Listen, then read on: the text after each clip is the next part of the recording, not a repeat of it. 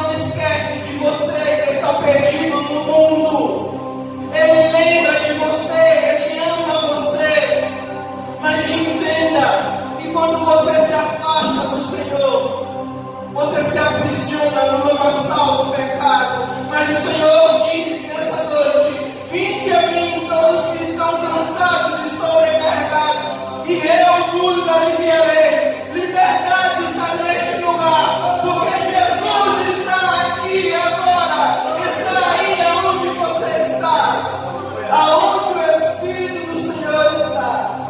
Eu sou livre, Ele habita em mim, Ele habita em você, e nós somos livres.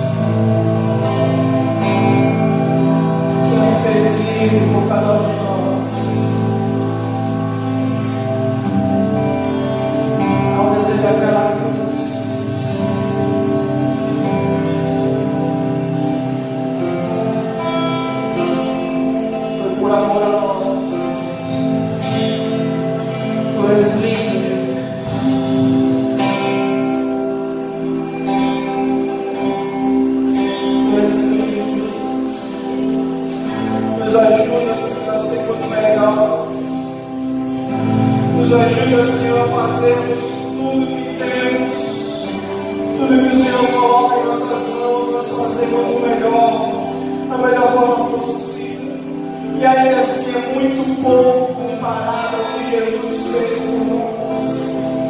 Mas até a tua vida, Jesus, eu quero te dar o meu melhor.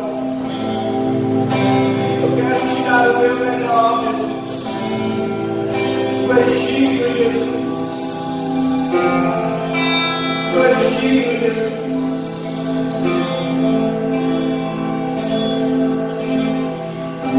Tu és digno.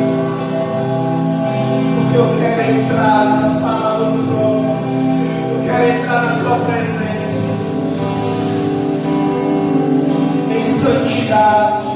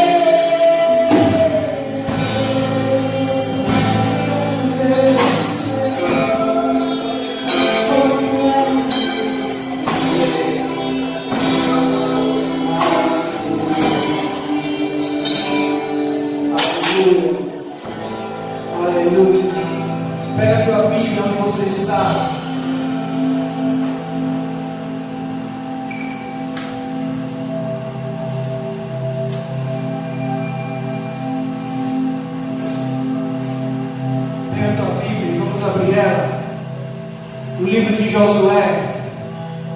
Josué capítulo 1.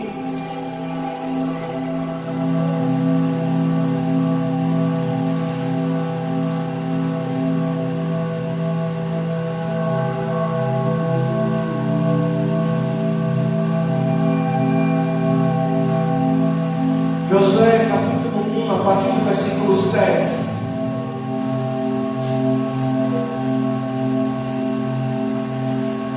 Deus entrega esta palavra a Josué. Deus dá uma ordem a Josué. Deus está querendo levantar Josué nesta geração. Deus está chamando homens e mulheres guerreiras que não negociem a sua fé, mas que obedeçam, que cheguem diante do Senhor para oferecer somente a sua vida e receber do Senhor aquilo que Ele tem preparado para o seu povo.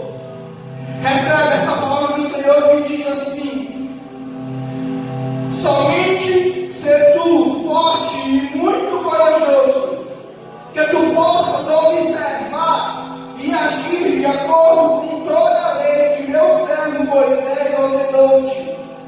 Dela não te desvies nem para a direita, nem para a esquerda, para que possas prosperar por onde quer que você fores.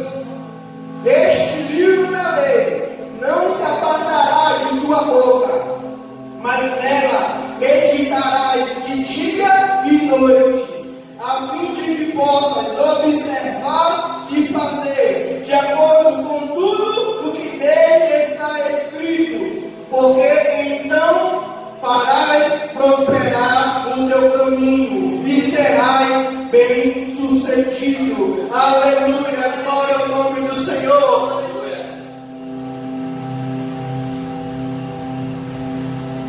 Quer ser bem sucedido? Quer ser próspero em todas as áreas da sua vida?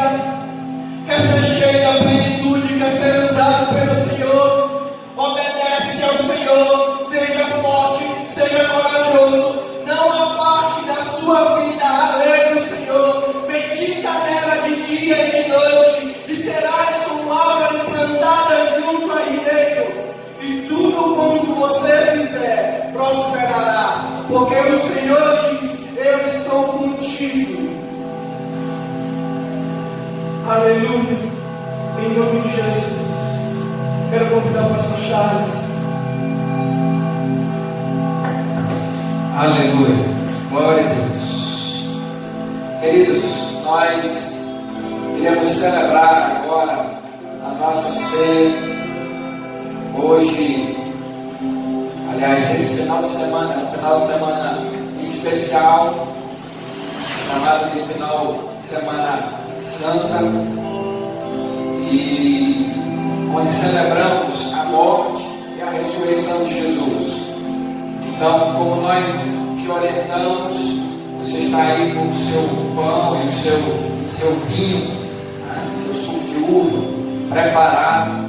Quero que você pegue esses elementos e nós iremos participar desse momento.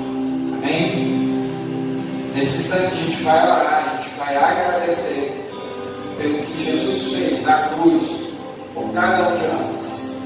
Feche seus olhos. Pai querido, no nome de Jesus, nós queremos te agradecer, Deus, porque o Senhor, naquela cruz, há mais de 2000 anos atrás, deu a sua vida, derramou o seu sangue, ó Deus, ó Jesus, para nos dar o perdão dos nossos pecados e nos conceder vida eterna.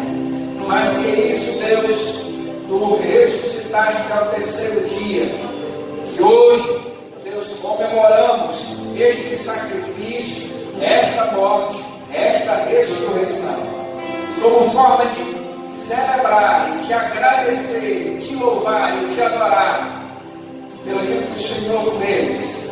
Nós celebramos a ceia todo o mês para, ó Deus, agradecer, para, Senhor, reconhecer oferecer esse sacrifício em nome de Jesus para relembrar o que o Senhor Jesus fez por nós. Que o Senhor abençoe cada um dos teus filhos e filhas nesta noite, em nome de Jesus. Em nome de Jesus. Amém. Aleluia. Aleluia. Glória a Deus.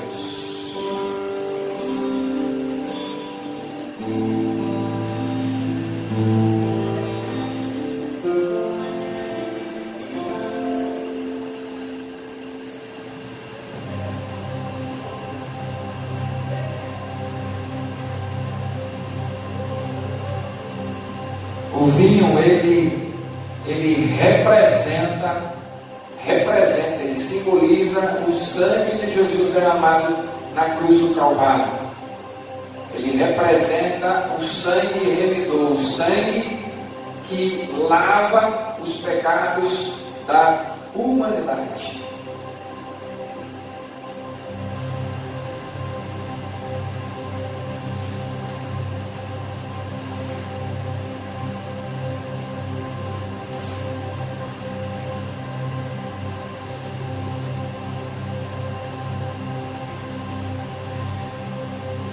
O pão, ele simboliza, ele representa o corpo de Cristo, o corpo que ele entregou na cruz.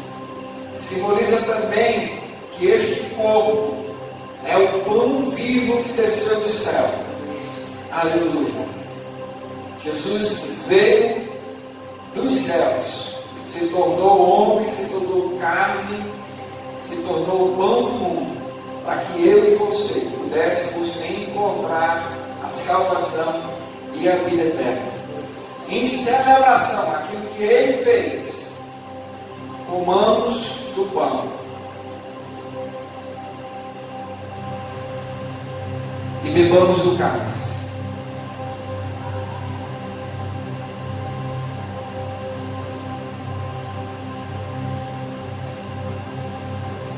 Deus seja louvado.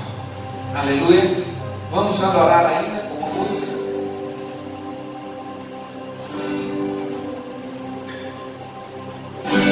Porque Ele posso levar,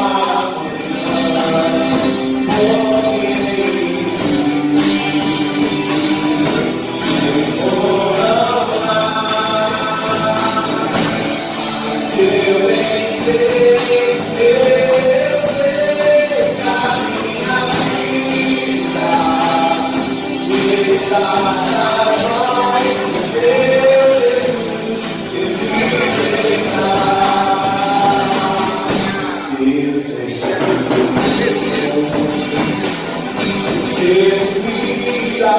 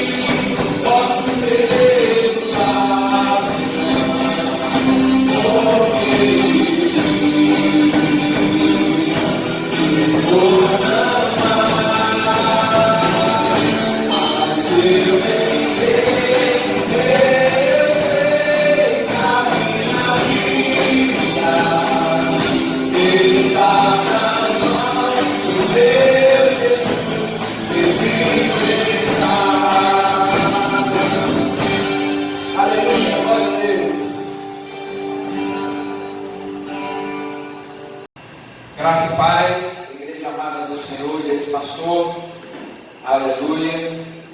Que bom celebrar a ceia do Senhor com a igreja, mesmo sendo online, mesmo sendo de maneira virtual, né?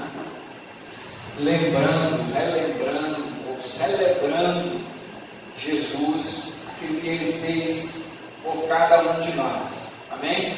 peço que você abra sua Bíblia agora em Apocalipse, capítulo 2. A gente vai ler o verso 10. Apocalipse 2, verso 10. Amém? Apocalipse 2, verso 10 é o texto que vai iniciar essa mensagem, essa palavra para nós no dia de hoje.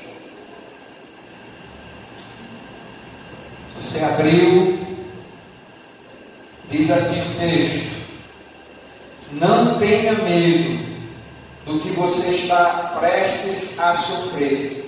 O diabo lançará alguns de vocês na prisão para prová-los, e vocês sofrerão perseguição durante 10 dias.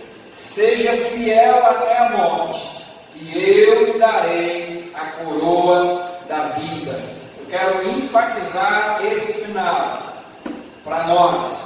Seja fiel até a morte, e lhe darei a coroa da vida. E quero enfatizar também o começo desse texto, que diz: não tenha medo do que você está prestes a sofrer. Seja fiel até a morte, e lhe darei a coroa da vida.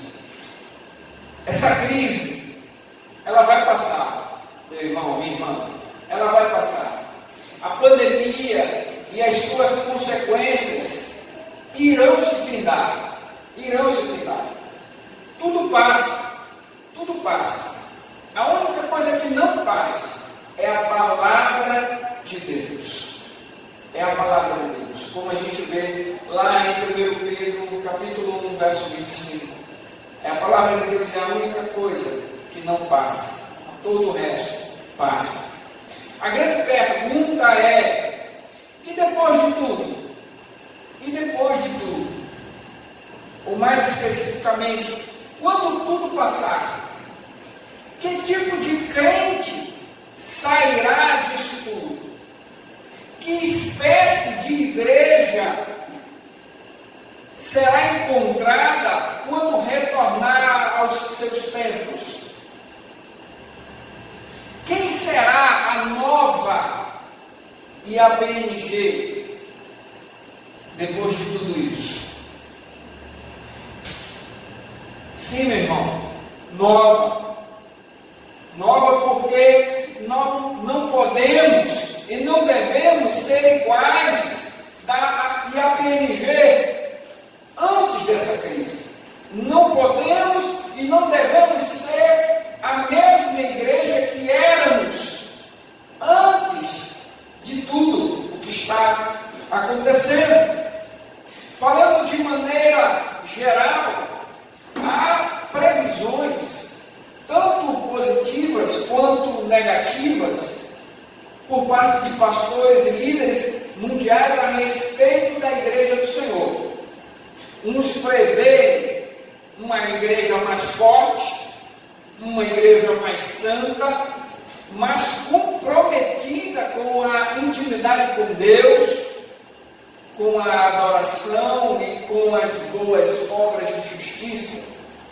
Outros, pelo contrário, vislumbram uma igreja mais vazia de membros, mais mundana ou mais trabalhosa para o ministério da sua liderança, em razão das muitas ovelhas fracas na fé ou desviadas dos caminhos do Senhor. Eu tenho esperança. Eu tenho esperança. Aleluia. Eu tenho esperança. Espero uma igreja mais comprometida, mais consagrada, mais espiritual do que jamais foi antes de tudo isso que está acontecendo. Talvez essa tenha sido a expectativa do Senhor Jesus Cristo quando mandou o apóstolo João escrever o livro de Apocalipse, e mais especificamente as cartas às 7 igrejas da Ásia Menor, que começa no capítulo 1 e vai até o capítulo 3 desse livro. Entretanto, o próprio Cristo, ele reconhece nessas cartas a fallibilidade humana, as falhas de caráter presentes naquelas comunidades de fé, especialmente após um período de grande perseguição, primeiramente por parte dos judeus, uma perseguição judaica nos primeiros anos da vida da igreja primitiva, e depois, e mais cruelmente, por parte do Império Romano. É sobre isso que nós iremos falar, contextualizando para os nossos dias, posto que também reconhecemos que, infelizmente, problemas na igreja atual ocorrerão depois de tudo passar. Na verdade, já estão ocorrendo problemas. A IAPNG, a Igreja Apostólica Nova Getsemane, você, eu, estaremos livres disso tudo. Mas antes de tudo, a ordem de Jesus é muito clara, muito clara: ser fiel até a morte. Amém? Ser fiel até a morte. Feche seus olhos e a gente vai orar nesse instante. Pai querido, no nome de Jesus, nós queremos, ó Pai, em primeiro lugar te agradecer pelo aquilo que o Senhor já começou a falar desde o início desse culto. Pai querido, nós queremos te agradecer e te louvar pela possibilidade de celebrarmos a Páscoa do Senhor, a ceia do Senhor, em celebração, em comemoração, em memória daquilo que o Senhor fez na cruz do Calvário por cada um de nós. Pai querido, e agora nesse instante nós te pedimos que o Senhor fale profundamente aos nossos corações por meio da pregação da tua palavra. Que esta palavra, Deus, encontre lugar no coração de cada um que está me assistindo nessa hora. Pai querido, que esta palavra ela possa não somente encontrar lugar, mas ela possa, ó Deus, provocar uma reação, ó Deus, espiritual na vida de cada um. Pai querido, que esta palavra não volte vazia para o Senhor, mas ela possa frutificar na alma de cada um que faz parte da tua igreja. Pai querido, no nome de Jesus nós já te agradecemos, porque o Senhor já está falando e já está fazendo, e por isso nós te louvamos, no nome de Jesus. Amém. Aleluia. Olhando para a revelação de Jesus Cristo a respeito das 7 igrejas mencionadas nos 3 primeiros capítulos do Apocalipse, podemos perceber naquele momento histórico, mas com um olhar profético, para um olhar para um futuro breve e também distante, que tipo de igrejas restariam ao final de um período de grande prova, ao final de um período de trevas, ao final de um período muito difícil, ao final de um período de muitas lutas. Nós podemos perceber, nós podemos verificar que tipo de igrejas, ou que tipo de igreja, com I maiúsculo, pensando a igreja como algo universal, espiritual, restaria ao final de uma grande crise, de um período difícil da sua história. Não é diferente para os nossos dias. A gente pode aprender com cada uma dessas igrejas o que precisamos fazer, ou quem precisamos ser ao final de um período de dificuldade, depois de tudo, de toda uma crise passar. Como nós temos aqui 7 igrejas, nós não queremos nos alongar muito nesta pregação. Então essa mensagem, essa pregação de hoje, essa mensagem ela é dividida em 2 partes. Primeira parte nós iremos falar sobre algumas igrejas, E no próximo domingo nós iremos falar sobre as demais igrejas. Então você fique ligado, não deixe de assistir, não deixe de participar do próximo culto no próximo domingo, no domingo que vem. Amém? Primeira igreja que nós podemos ver aqui em Apocalipse, a partir do capítulo 2. Uma igreja operosa, uma igreja zelosa de da fé autêntica, uma igreja perseverante nessa fé, mas com traços de religiosidade. Era a igreja de Éfeso. Veja aí no capítulo 2, do verso 2 ao verso 5, diz assim: Jesus falando àquela igreja através da carta que ele mandou João escrever: conheço as suas obras, o seu trabalho árduo e a sua perseverança. Sei que você não pode tolerar homens maus, que pôs à prova os que dizem ser apóstolos, mas não são, e descobriu que eles eram impostores. Você tem perseverado e suportado os sofrimentos por causa do meu nome, e não tem desfalecido. Contra você, porém, tenho isto: você abandonou o seu primeiro amor. Lembre-se de onde caiu, arrependa-se e pratique as obras que praticava no princípio. E se não se arrepender, virei até você e tirarei o seu candelabro do lugar dele. Essa era a igreja de Éfeso. Essa era a igreja de Éfeso. Para que você possa se situar na questão da simbologia, porque o livro de Apocalipse é um livro de simbologias. Quando Jesus fala aqui: tirarei o seu candelabro do lugar, ele está falando para a liderança daquela igreja, porque no versículo 1 desse capítulo diz: ao anjo da igreja em Éfeso escreva.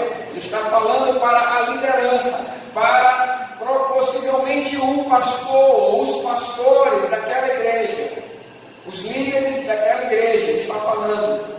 E ele está dizendo: olha, se você não se arrepender, se você não voltar ao primeiro amor, tirarei o seu candelabro. O candelabro significa a própria igreja, significa o próprio corpo espiritual de Cristo, chamado igreja naquela cidade, naquele local. Ele está dizendo, Jesus está dizendo: tirarei o seu candelabro do lugar. Ou seja, aquele lugar que eles estavam, um lugar de honra, um lugar de reconhecimento, lhe seria tirado pelo próprio Jesus, se não houvesse arrependimento e retorno ao primeiro amor. Trabalho árduo, perseverança em meio às perseguições, e não tolerar maldade e líderes impostores. Era pondo à prova esses líderes, como a gente pode ver em 1 João capítulo 4, verso 1, quando esse mesmo apóstolo que escreveu o Apocalipse escreve essa carta, ele diz: amados, não creiam em qualquer espírito, mas examinem os espíritos para ver se eles procedem de Deus, porque muitos falsos profetas têm saído pelo mundo. Então era uma igreja que colocava os seus profetas, os seus apóstolos, os apóstolos que apareciam à prova. Essas eram as marcas presentes na vida daquela igreja. Além disso, foi uma igreja que verdadeiramente abominou, e aí o termo que aparece na minha versão é odiou, as práticas da seita dos nicolaítas. Está aí no verso 6. Mas há uma coisa a seu favor: você odeia as práticas dos nicolaítas, como eu também as odeio. Esses nicolaítas era aquela seita que ensinava uma liberdade espiritual, como está uma aspa aqui bem grande, que permitia a idolatria, ou seja, a adoração a outros deuses, e a imoralidade sexual dentro da igreja cristã, seguidores de Cristo. Era essa a seita, era esse tipo de, entre aspas, cristãos. Comer comidas sacrificadas aos ídolos, e a gente sabe que ídolos nada mais são do que a representação de demônios. E praticar a fornicação, ou seja, o sexo fora e ou antes do casamento, eram atos comuns ensinados por essa seita herética. Nós podemos ver isso lá na carta de Paulo, segunda carta de Paulo aos Coríntios, no capítulo 11, 2 Coríntios, capítulo 11, verso 12 ao 15, que diz assim: e continuarei fazendo o que faço, a fim de não dar oportunidade àqueles que desejam encontrar a ocasião de serem considerados iguais a nós nas coisas de que se orgulham. Pois tais homens são falsos apóstolos, obreiros enganosos, fingindo-se apóstolos de Cristo. Isto não é de admirar, pois o próprio Satanás se disfarça de anjo de luz. Portanto, não é surpresa que os seus servos finjam que são servos da justiça. O fim deles será o que as suas ações merecem. Paulo está falando desse tipo de crente, desse tipo de seita dentro do cristianismo que precisava ser combatido, precisava ser enfrentado e não tolerado. Entretanto, todas essas aparentes virtudes da igreja de Éfeso tinham como pano de fundo, como base, um espírito de religiosidade. Veja aí no verso 4 de Apocalipse 2. Verso 4 de Apocalipse 2. Diz assim: contra você, porém, tenho isto: você abandonou o seu primeiro amor. Contra você, porém, tenho isto: você abandonou o seu primeiro amor. Uma pessoa recém-convertida tem dentro de si um fogo consumidor, uma paixão por Jesus, um amor por aquilo que Ele fez na vida dessa pessoa, que toda palavra e atitude dessa pessoa, desse novo convertido, é movido por esse primeiro amor. Não é algo automático, não é algo mecânico, não é algo simplesmente habitual, como comer, por exemplo, ou tomar banho, ou escovar os dentes, ou trocar de roupa. Não é uma prática religiosa, é adoração como fruto desse amor. A igreja de Éfeso, naquele período do final do século I, após tantas lutas de todos os aspectos, perdeu-se na prática do amor a Deus e, consequentemente, na sua adoração e no seu serviço ao próximo. Simplesmente se perdeu. Se tornou uma igreja religiosa. Deixa eu dizer uma coisa a você, meu irmão, abrindo aqui um parênteses. Toda religiosidade, toda prática religiosa automática, habitual, aquilo que você faz até às vezes sem refletir, sem pensar, que não é uma adoração movida por amor, por paixão, por um fogo que queima de dentro,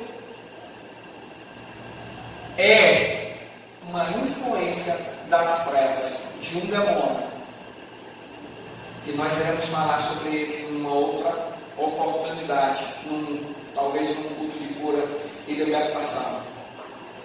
Religiosidade, ou espírito de religiosidade, é um demônio que influencia para que você faça as coisas de maneira automática, feito um robô dentro da igreja, de maneira habitual.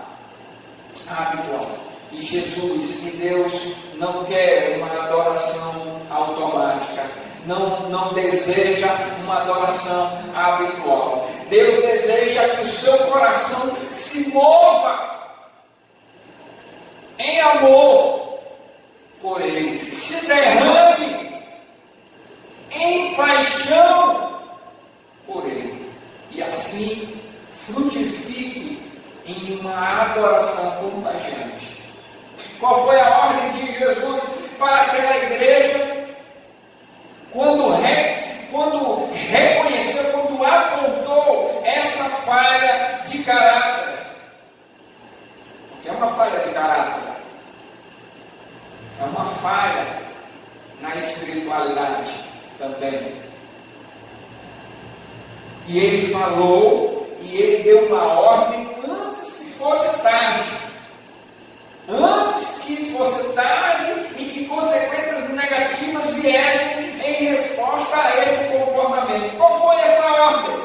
Veja aí o verso 5, a parte B. Ele diz: virei a você e tirarei o seu candelabro, que é a figura da igreja, como nós falamos. Ou seja, tirarei o seu candelabro do lugar dele. Qual é a resposta adequada para atender a ordem de Jesus? Ele diz: lembre-se de onde você caiu, arrependa-se e pratique as obras que praticava no princípio. Esta é a mesma ordem para a sua igreja hoje. Lembre-se, avalie-se, arrependa-se, pratique obras do princípio, volte para o seu primeiro amor, amém?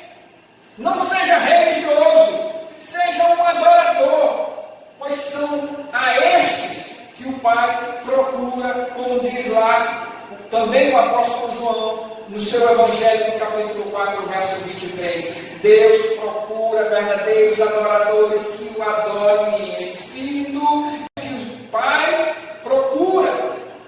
Aleluia! Seja um adorador. Depois de tudo isso passar, ou mesmo agora, dentro do olho do furacão, seja um adorador. Amém? Seja um adorador. Como resultado, você será, como resultado, ou o resultado de você ser um adorador será comer da árvore da vida, como diz o verso 7. Ou seja, ter vida eterna, ter vida abundante, porque a árvore significa isso, tem esse símbolo, esse significado nas Escrituras. O segundo tipo de igreja que nós podemos ver aqui, depois de uma crise, depois ou durante uma crise, uma igreja aflita e pobre, que sofre perseguição, mas rica por causa da fidelidade. Que igreja é essa? A igreja de Esmirna. Veja aí os versos 8 ao 11. Diz assim: ao anjo da igreja em Esmirna escreva: estas são as palavras daquele que é o primeiro e o último, que morreu e tornou a viver. Conheço as suas aflições e a sua pobreza, mas você é rico.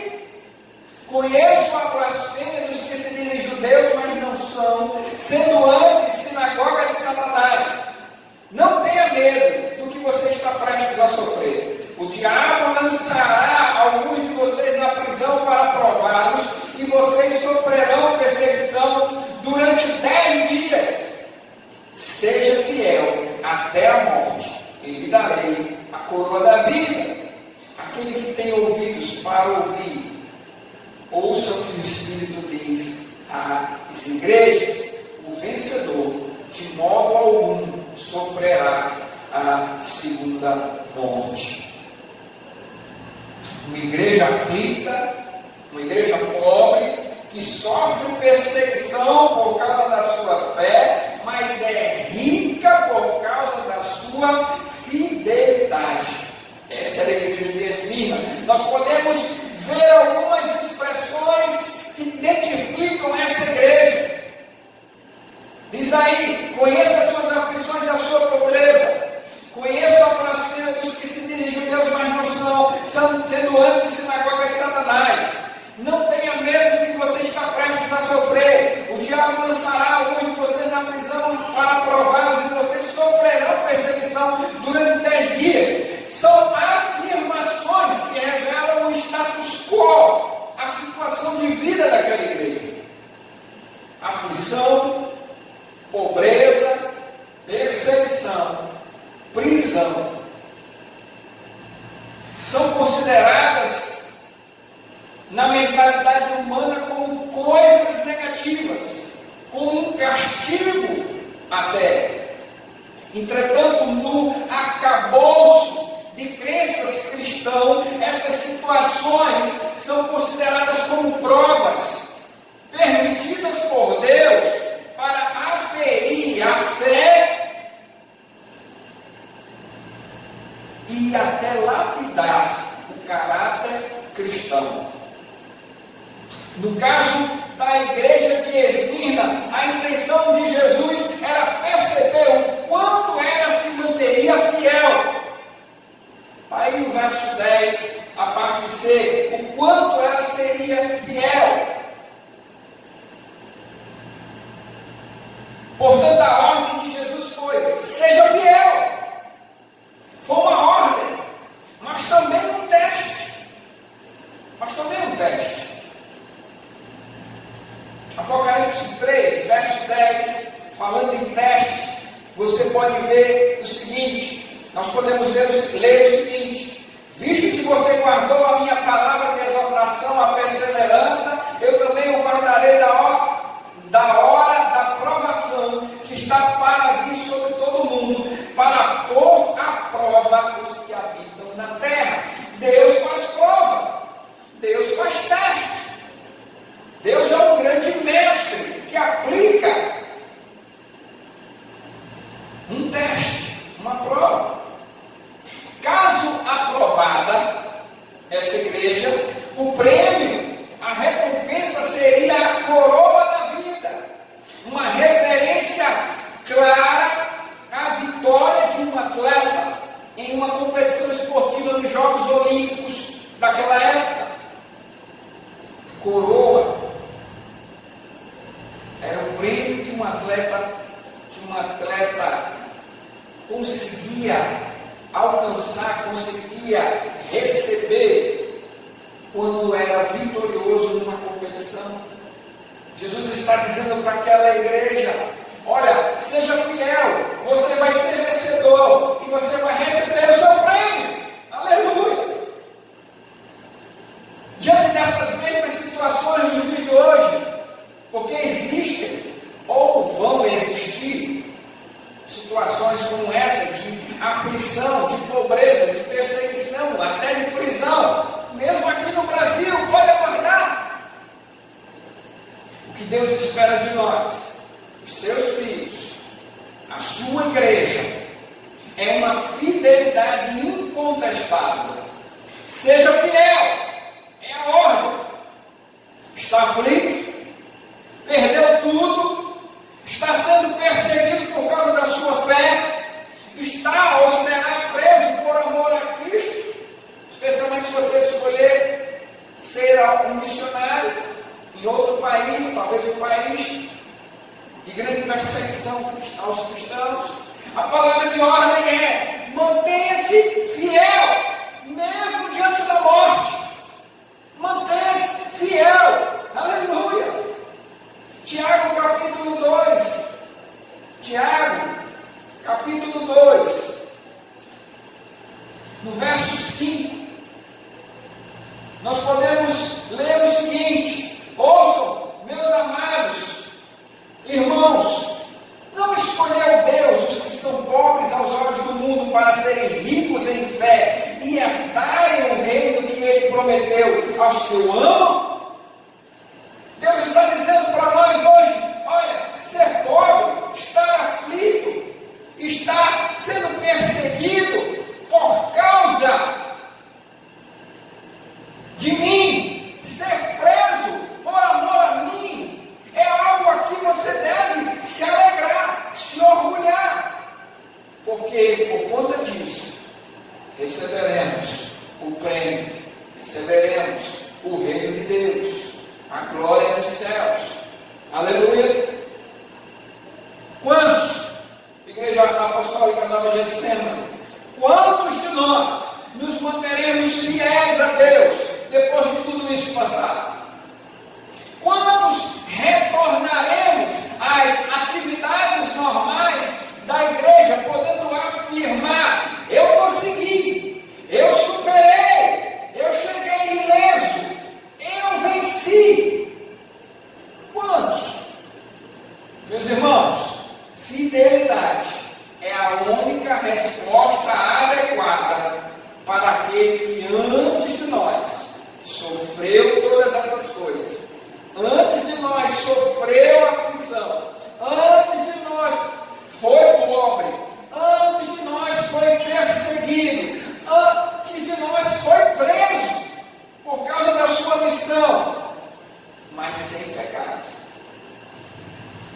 Morreu na cruz e ressuscitou ao terceiro dia para arrancar as chaves da morte e do inferno e nos conceder vida eterna.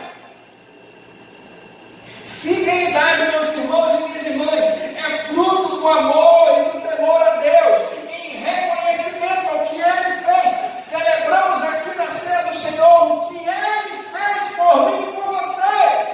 Aleluia! O que Ele espera em troca? Fidelidade. Fidelidade à sua palavra. Fidelidade aos seus princípios. Fidelidade aos seus mandamentos. Fidelidade a Deus.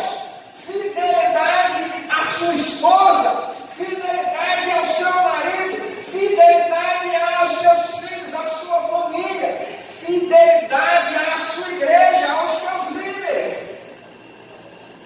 É a única coisa que Deus espera depois de tudo isso passar. Ou mesmo durante o que estamos vivendo. Não há segunda opção. Amém? Não há segunda opção. Terceiro tipo de igreja que nós vemos aqui em Apocalipse. Uma igreja fiel diante da morte, mas tolerante com os pecados abominados por Deus em seu meio. Uma igreja fiel diante da morte, mas tolerante com os pecados abominados por Deus em seu meio. Que igreja era essa? A igreja de Pérgamo. Está aí no versículo, ainda no capítulo 2, dos versículos 13 ao 15, nós lemos o seguinte: sei onde você vive, onde está o trono de Satanás. Contudo, você permanece fiel ao meu nome e não renunciou à sua fé em mim. Nem mesmo quando Antipas, minha fiel testemunha, foi morto nessa cidade onde Satanás habita. No entanto, tenho contra você algumas coisas. Você tem aí pessoas que se apegam aos ensinos de Balaão, que ensinou Balaque armas ciladas contra os israelitas, induzindo-os a comer alimentos sacrificados a ídolos e a praticar a imoralidade sexual. De igual modo, vocês têm também os que se apegam aos ensinos dos nicolaítas. Uma cidade extremamente pagã era a cidade de Pérgamo, dedicada especialmente ao culto do imperador, ou culto ao imperador, onde o imperador era adorado como se fosse um deus, como se fosse uma divindade. Tornou-se a principal, essa cidade tornou-se a principal cidade da Ásia Menor, província do Império Romano. Além disso, além de adorarem ao imperador, adoravam a Asclépio, um deus grego, cujo símbolo era uma serpente. Lembra-se o que significa serpente? E adoravam também a Zeus, o deus romano, um deus romano. A cidade ela fora construída sobre uma colina em forma de cone, dentro de uma fortaleza a 305 metros acima do vale em volta dela. Foi o local do primeiro templo de culto a César em 29 a.C. No penhasco, abaixo da cidade, ficava um altar, uma construção em forma de altar, em homenagem a Zeus. E esse altar era em forma de trono. Por isso a expressão, onde está o trono de Satanás, aí no verso 13.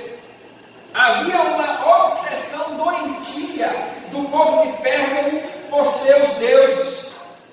E para identificar o horror cristão a essa obsessão idólatra, com a imagem em forma de serpente, Zeus era chamado ainda de um Salvador. É natural que os nicolaítas, essa seita cristã herética, tenham surgido num lugar em que a política e o paganismo e a religião pagã eram aliados. Aí no verso 15. E a pressão sobre os cristãos deve ter sido muito forte, muito forte.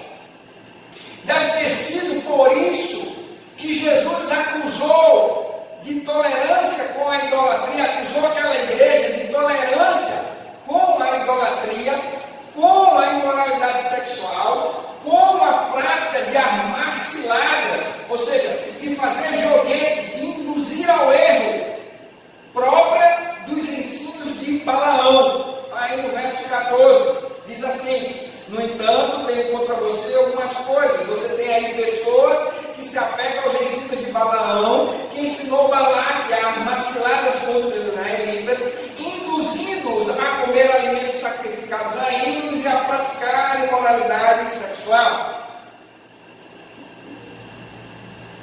E por falar nessa questão, segundo Pedro, no capítulo 2, segundo Pedro 2, versos 14 a 16, nós vemos o seguinte: Pedro escrevendo, 2, 14 ao 16, diz assim: seja aos governantes, segundo Pedro, não é primeiro não, segundo Pedro 2, 14 ao 16, diz assim: tendo os olhos cheios de adultério. Pedro está falando desses crentes, dessas seitas que estavam influenciando, estavam adentrando no corpo de Cristo, que era a igreja.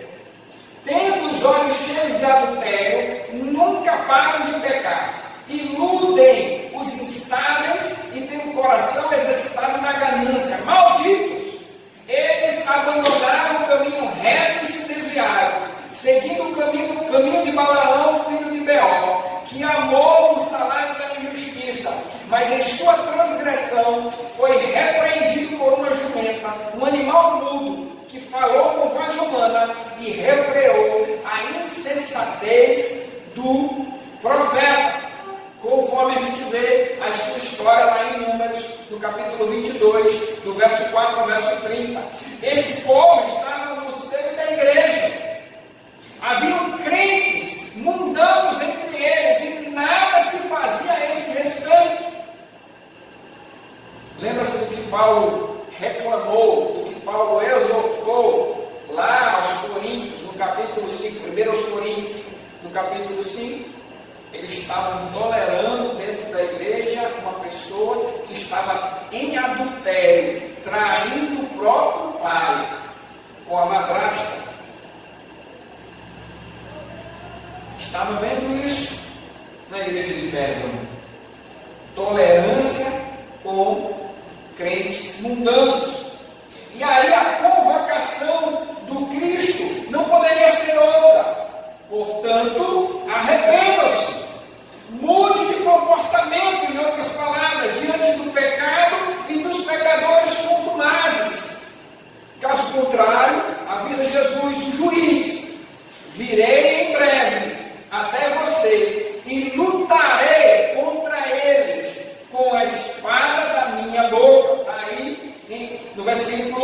16 de Apocalipse capítulo 2.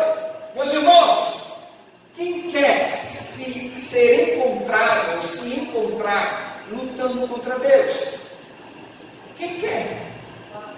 O mestre, rabino judeu Gamaliel, sabia tanto que essa atitude, que isso era extremamente prejudicial e até perigoso, que alertou os seus pais, os líderes do Sinédrio, a deixar os apóstolos falarem, pregarem a respeito de Jesus em paz, deixar eles em paz, para não correrem esse risco, o risco de estarem lutando contra Deus. Está lá em Atos capítulo 5, verso 39.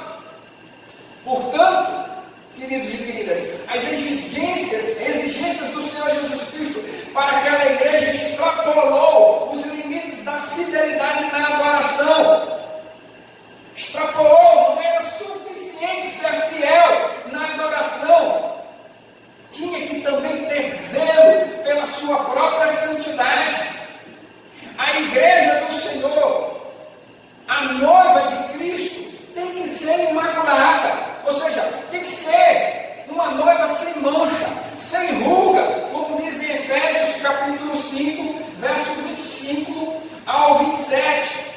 Diz assim: maridos, amem cada um a sua mulher, assim como Cristo amou a igreja e entregou-se por ela, para santificá-la, tendo-a purificado pelo lavar da água mediante a palavra, e para apresentá-la a si mesmo como igreja gloriosa, sem mancha nem ruga ou coisa semelhante, mas santa e inculpável. A igreja de Cristo tem que ser essa noiva.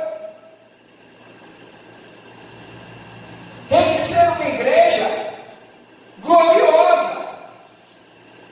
Assim, não era permitido a transigência com os pecados, especialmente os pecados mencionados aqui na vida dos seus membros. Aqui em Apocalipse 2, não podia ser admitido. Não podia ser admitido a prática da traição, do agir traiçoeiramente, do iludir, a idolatria, o comer comida sacrificada a ídolos, a praticar imoralidade sexual não era permitido. Não podia ser permitido.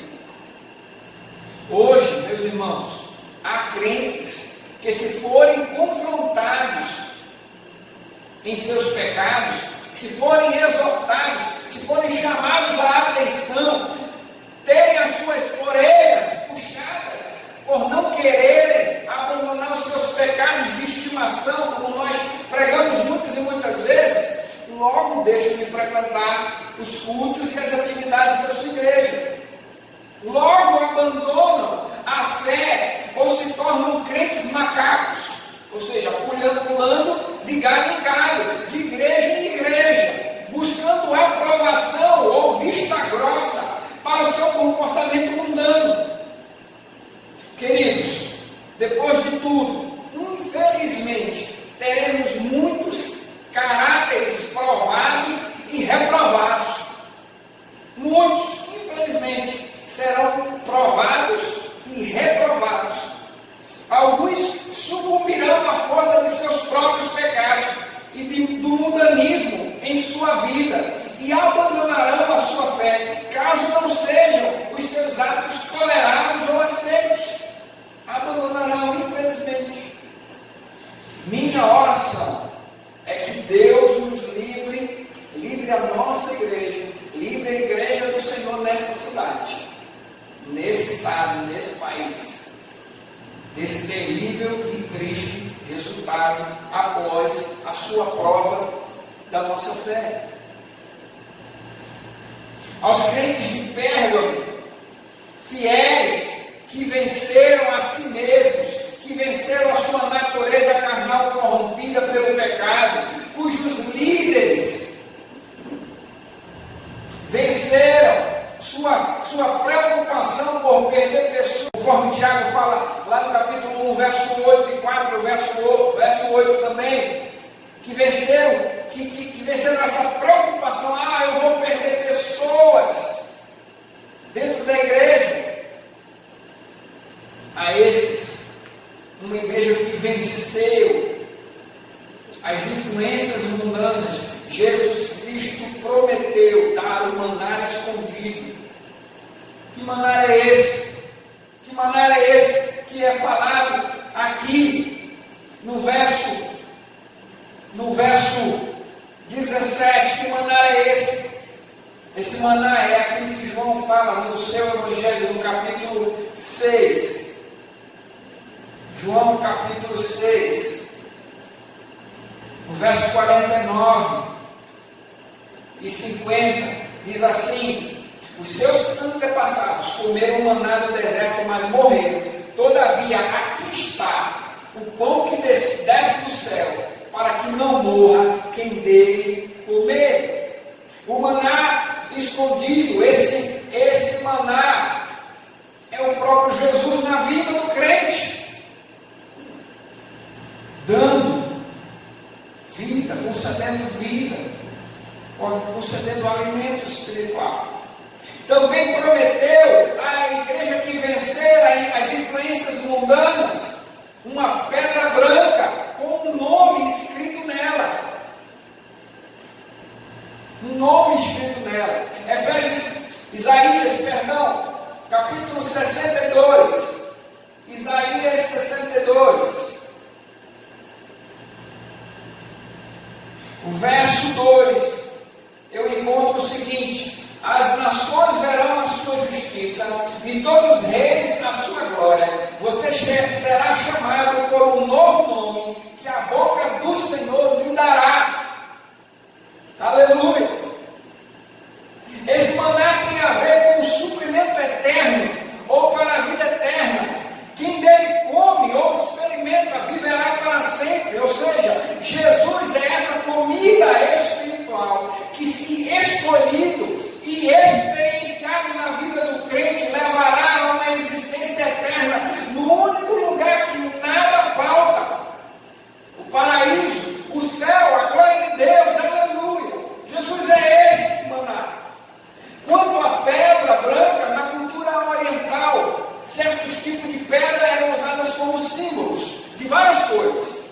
No contexto aqui do banquete messiânico, provavelmente tinha o objetivo de ser um passaporte, um bilhete de entrada, uma senha ou um convite que dá acesso ao interior de uma festa. Quanto ao novo nome escrito nela, nos tempos antigos, quando o rei dava nome a alguma coisa ou a alguém, estava reivindicando domínio ou direito de propriedade sobre aquela possessão ou sobre aquele indivíduo. Nós podemos ver isso em Gênesis, no capítulo 1, o verso 5, quando Deus dá nome à lua e ao sol, que é dele, foi criada por ele. No capítulo 17, o verso 5, quando Deus muda o nome de Abrão para Abraão. No capítulo 41, verso 45, quando o faraó muda o nome de José para Zafenate-Paneia. Lá em 2 Reis, capítulo 23, verso 34, quando o império dominante muda o nome do rei de um nome para outro. No capítulo 24, 17 também. Capítulo 23, Joaquim é mudado para Joaquim, se não me falha a memória. E 24, 17, o seu tio muda o nome para Zedequias. O imperador muda o nome dele para significar possessão. Esse é meu servo, é meu escolhido. Daniel 1,7 teve um nome. Daniel e os seus amigos tiveram os nomes mudados pelo Nabucodonosor, para dizer: esses são meus servos, são minha propriedade. O que isso quer dizer? Quer dizer que quando Deus diz para aquela igreja de Pérgamo: olha, se você vencer, se você for vitorioso, se você chegar até o final, eu te darei não somente o alimento espiritual, o mantimento dos céus, eu te darei não somente a minha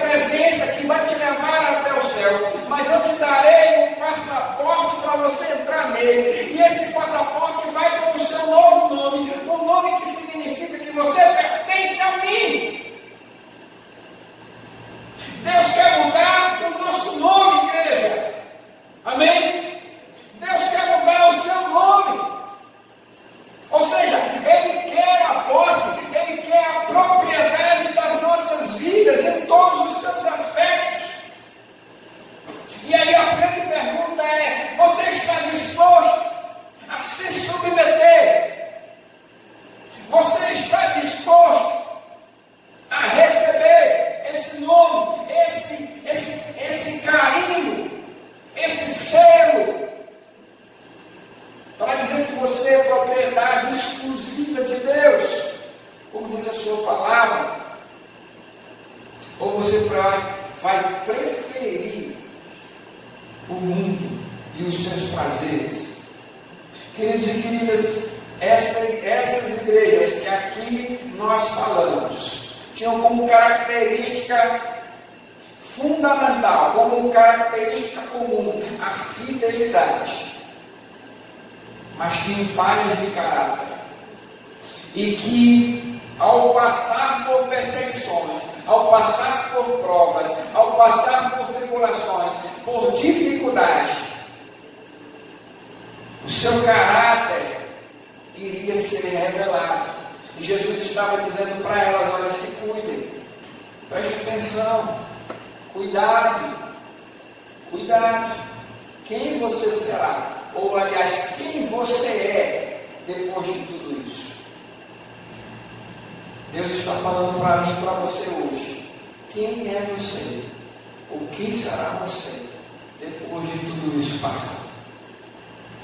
Que tipo de igreja será encontrado em você, ou encontrada em você, depois de tudo passar? Deus, e a minha oração é essa: abençoe, tenha misericórdia e nos livre de nós mesmos diante dessa crise, diante dessa situação. No próximo domingo nós continuaremos falando sobre essas igrejas. O que nós queremos nesse instante é que você compreenda essas verdades espirituais, e que isso mexa no seu coração, e que isso toque o seu coração, para que você se avalie, para que você se questione, para que você entenda o que Jesus quer de você nisso tudo.